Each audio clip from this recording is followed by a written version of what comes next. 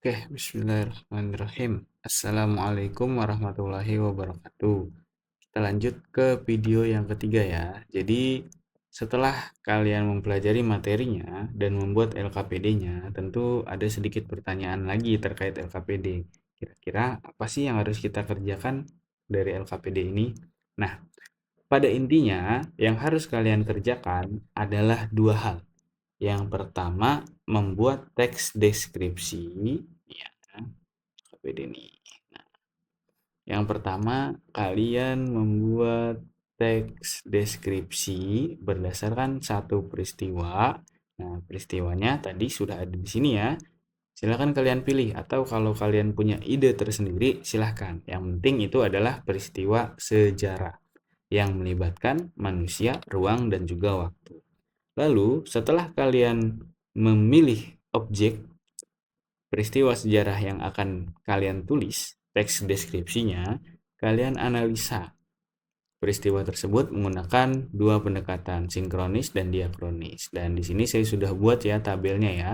Jadi aspek yang kalian analisis itu apa, sosial itu apa, ekonomi itu apa, budaya itu apa, sama sebelum peristiwa, saat ataupun sesudah itu apa gitu. Nah, di sini ini yang cukup menarik ya. Saya akan berikan sedikit tutorial terkait cara mengerjakannya, dan yang ingin saya kerjakan tentu ini adalah sesuatu yang mungkin terbiasa bagi kalian. Apa itu?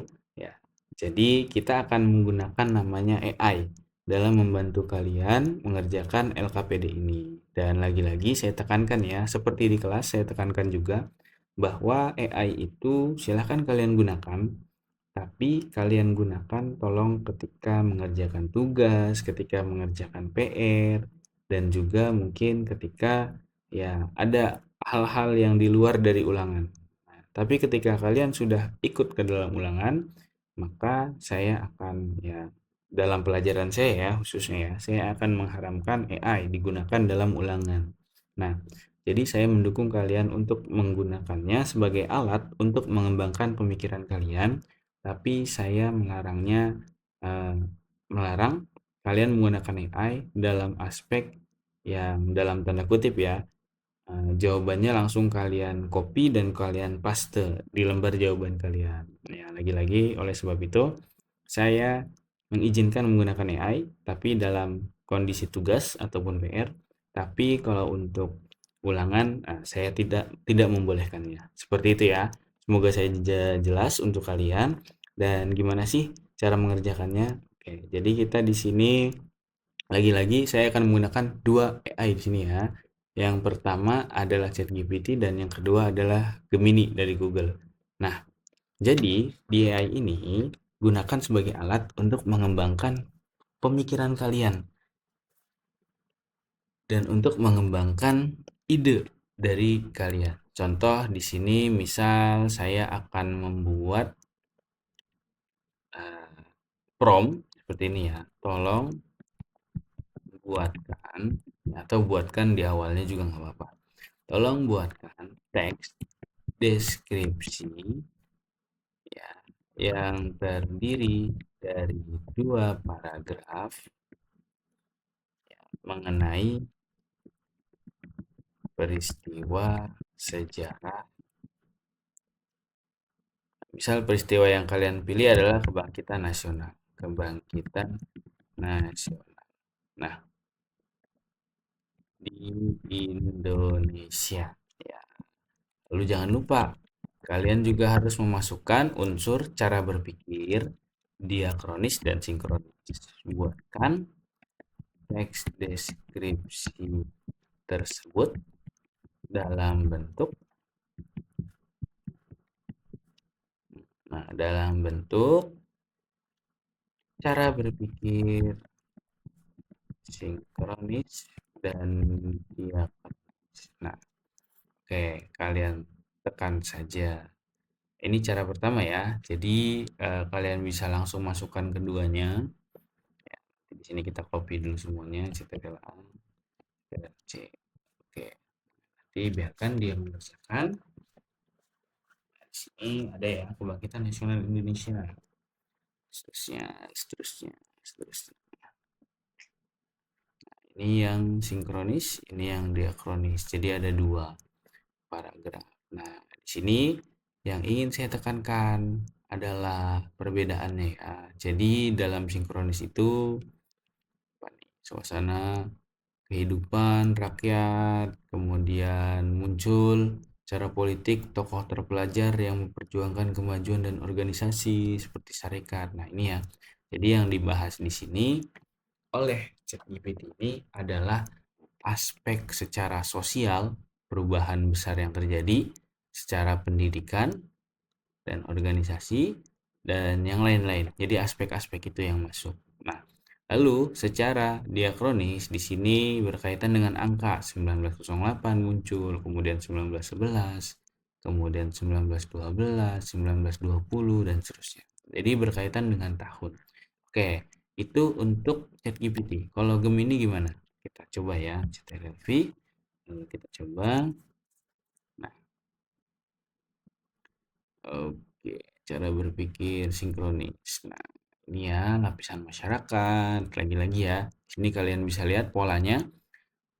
Lapisan masyarakat secara sosial, peristiwa penting seperti berdirinya Budi Utomo. Ini adalah peristiwa pendidikan ya, kebangkitan bangsa juga.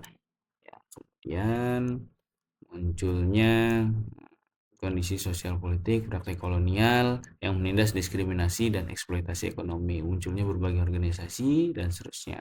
Nah, ini ya terkait sinkronis, lalu ini terkait diakronis. Nah, jadi setelah kalian mendapatkan teks deskripsi mengenai cara berpikir sejarah, silakan kalian lihat lagi LKPD-nya. Apa aja sih yang dibutuhkan? Nah, yang dibutuhkan kalian sudah menganalisis tadi sinkronis dan diakronisnya. Kalian sudah mendapatkan teksnya, kemudian kalian tuangkan di sini. Jangan lupa teksnya kalian tulis juga ya di kertas yang nanti akan saya sediakan, ya kertas LKPD-nya kalian tulis saja di baliknya. Dari tulisan itu kemudian kalian kalian penggal, ya kalian penggal satu persatu secara politik. Di sini apa, secara ekonomi apa, kalian tuliskan di kolom yang sudah ada di sini. Oke, lalu diakronis sebelum peristiwa, saat peristiwa, sesudah peristiwa, dan mungkin itu ya terkait dengan penjelasan LKPD dan cara mengerjakannya. Jadi langkah pertama yang kalian lakukan, kalian memilih satu peristiwa, menuangkan peristiwa itu ke dalam ya ChatGPT, kalian minta bantuan kepada ChatGPT dan kemudian kalian analisis. Jangan lupa untuk bisa menganalisis kalian harus membaca. Jadi, saya tidak mau kalian langsung dari sini kalian copy semuanya, kalian tulis, kalian tuangkan di LKPD kalian tanpa membaca. Jangan ya. Jangan seperti itu. Oleh sebab itu, di sini untuk teks deskripsinya, saya tidak menyiapkan kolomnya, tapi yang saya siapkan adalah uraian singkat di sini. Ya, jadi uraian yang telah kalian baca dan kalian amati dari teks deskripsi yang kalian buat. Lalu kemudian gimana sih supaya kalian membaca?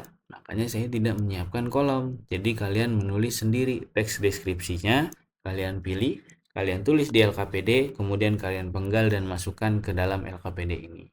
Oke, sampai sini semoga saja untuk instruksi ini bisa dipahami dengan jelas. Kemudian untuk pertanyaan pemantik, ya ini ada dua pertanyaan. Mengapa pendekatan sinkronis diakronis sama-sama penting dalam memahami sejarah? Kalian tuangkan di sini. Kemudian apa yang akan terjadi jika seorang sejarawan menggunakan hanya satu? Nah, kalian tulis di sini ya. Tulis tangan juga ya. Oke, dan jangan lupa untuk peserta didik ini kalian bolongi